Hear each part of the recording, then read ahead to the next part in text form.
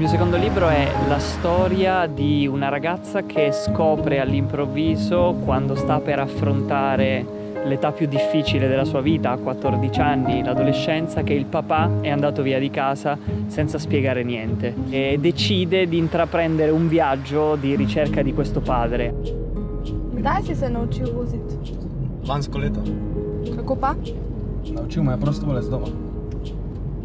Kako te je naučil? Ja, ukradel sem mu avto. Potem te ni on naučil. Ja, ni me naučil on, je bil pa njegov avto. Pa si se sam učil. Moral sem. Pa ga nisi mogel enostavno vprašati. Zakaj je tvoj oče odšel? Ne vem. Zato ga gre pa poiskati.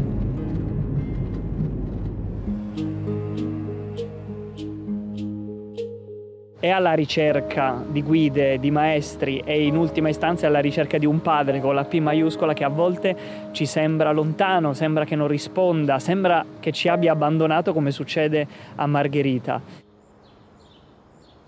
Moja babi pravi, da je po smrti Bog. In ti to verjameš? Mah, ne vem. Vem samo to, da ona govori z njim. In kaj mu pove? Vse. In on? Posluša.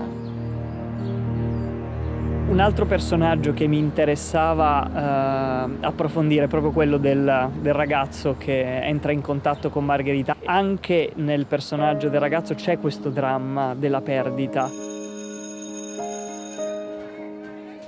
Zdravo, jaz sem Marta. A si znaš lizati komolec? A viš, da se ga sploh ne da?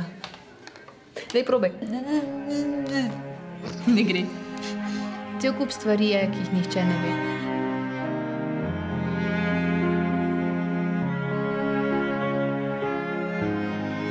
Giulio, quando conosce Margherita, vede una modalità diversa di fare questa ricerca e intuisce che questo serve anche a lui, così come Margherita vede in Giulio quella forza che a lei manca.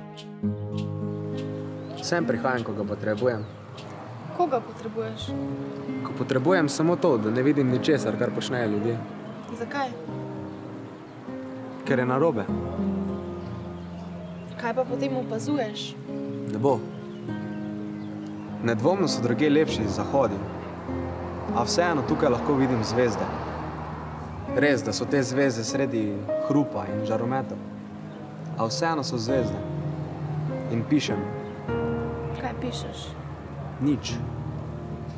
Besede. Ci sono alcuni ragazzi che per rabbia di quello che non hanno avuto distruggono, e mi è capitato di incontrarne così, distruggono la vita attorno a sé, distruggono quella propria. Noi a volte abbiamo bisogno di questo sguardo dall'alto che ci dica cosa ci sta accadendo, perché mentre viviamo abbiamo paura che quello che ci sta accadendo non abbia senso. Kaj pa delaš? Ne smeva se izpostavljati. Ne boj se, ti greva.